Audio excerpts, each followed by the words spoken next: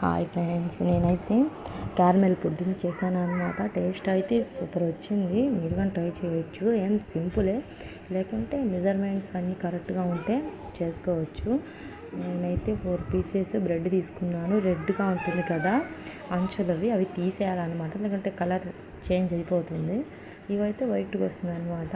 దాంట్లో చక్కెర, ఎగ్, మన ఇష్టం ఎగ్స్ అని వేసుకోవచ్చు. నేనైతే 2 వేసుకున్నాను. వెనిలా ఎసెన్స్ వేసుకోవాలి, ఎగ్ స్మెల్ రాకుండా.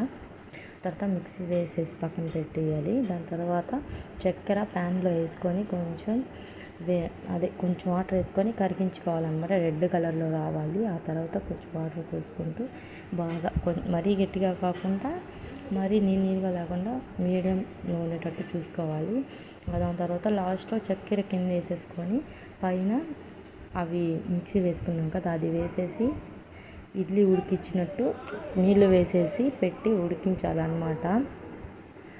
సూపర్ వస్తుంది. అంటే మనం చూసుకుంటూ ఉండాలి, లేకుంటే మాడిపోతుంది. నాదైతే సూపర్గా వచ్చింది. బాగా కుక్ అయింది, సాఫ్ట్గా బాగా వచ్చింది.